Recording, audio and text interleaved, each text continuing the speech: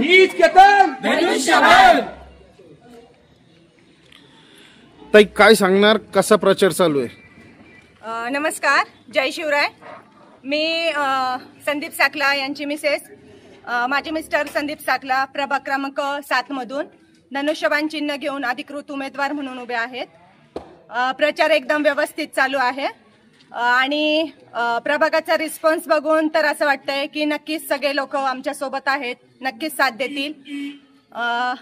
माझी प्रभागाच्या सर्व लोकांना विनंती आहे, सौ अंजलीताई अरुण शिंदे आणि श्री संदीप मदनलाल साखला यांना धनुष्यबाण चिन्ह समोरील बटन दाबून प्रचंड बहुमताने विजयी करावे ही विनंती। काय सांगतायत प्रचारात लोक आपल्याशी बोलताना, काय बोलतायत?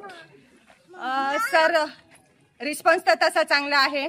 काही लोकांच्या आता आम्ही प्रचारात फिरताना बघतोय, काही लोकांच्या रस्त्याला घेऊन किंवा म्हणजे जेव्हा त्यांच्या घरात जातोय की रस्ते खूप छोटे आहेत, त्यांना रस्त्यांचे जे काही प्रॉब्लेम आहे किंवा कुणाचा पाण्याचाही प्रॉब्लेम आहे, तर बऱ्याच जणांनी त्यांचे प्रॉब्लेम आमच्याजवळ शेअर केलेले आहेत। आम्ही नक्कीच प्रयत्न करू की निवडून आल्यानंतर त्यांच्या सगळ्या सुविधा नक्कीच पुरवण्याचा प्रयत्न करू। त्यांच्या प्रत्येक अडचणींवर आमचं बारकाईने लक्ष आहे। आम्ही प्रत्येकांचे ज्या काही समस्या आहे त्या नोट करून पण घेतलेल्या आहेत आणि त्याच्यावर नक्कीच विचार केला जाईल।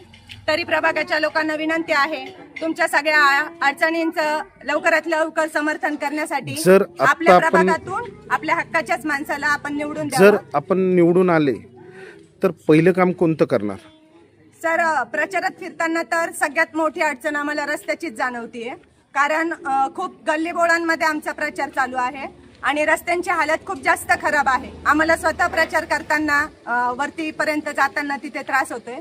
तर सगळ्यात जास्त लक्ष आमचं रस्ते सुविधांवर असेल, जेणेकरून लवकरातल्या लवकर रस्त्यांचं काम त्यांचं करून देण्यात येईल आणि हे काम चालू असतानाच त्यांच्या अजूनही काही समस्या असतील त्या ऐकून त्या सोडवण्याचा आम्ही नक्कीच प्रयत्न करू। धन्यवाद।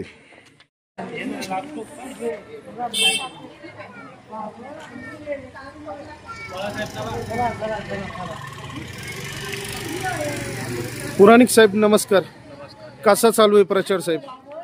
आता या ठिकाणी जुन्नर नगर परिषद सार्वत्रिक निवडणूक 2025 या ठिकाणी होऊ घातलेली आहे।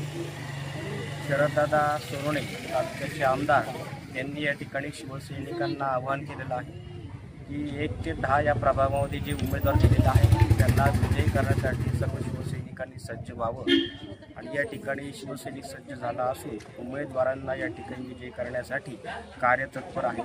शरददादा सोनवणे जे म्हणतील त्या ठिकाणी ते धोरण राहील आणि त्याच पद्धतीने आम्ही नगरपालिकेवर देखील बांधू अशी ग्वाही या ठिकाणी मी देतो आणि 1 ते 10 या ठिकाणी असलेल्या सर्व स्त्री आणि पुरुष उमेदवार यांसाठी आम्ही दिवसभर राड करून शरददादांच्या त्या शब्दाला आम्ही पूर्णतः या ठिकाणी पाठवू। इथं प्रभागात फिरताना काय काय समस्या येत आहेत, काय काय तुम्हाला जनता सांगतीये?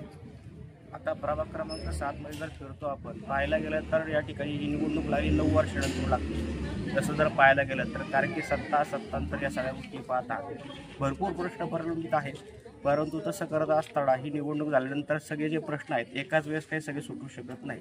समस्या अनेक आहेत, परंतु या ठिकाणी मूलभूत समस्या म्हणजे रस्ते आणि नगरपालिकेचं येत असलेलं पाणी येत आहे परंतु ते अशुद्ध आहे आणि त्या ठिकाणी दरम्यानच्या काळात आपण पाहिलं असेल हिवताप, डेंग्यू अशा आजारांना देखील आपल्याला सामोरं जायला लागलेलं आहे।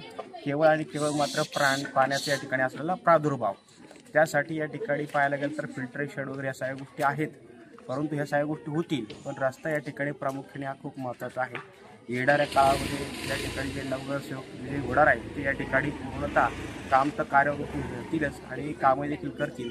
समस्या करत असताना प्रत्येक समस्या एक ही सॉल्व्ह केली जाते। एकदम समस्या मांडून या ठिकाणी एकाच टायमाला सगळ्या समस्या पूर्ण होऊ शकत नाही। काय वाटतंय, साखला निवडून येतील? या ठिकाणी कामाचा ओघ पाहता किंवा या ठिकाणी त्यांचं काम पाहता परिस्थिती आहे, परंतु शेवटी मतदार राजाला विनंती की या ठिकाणी नवीन विचाराला संधी द्यावी। धन्यवाद सर।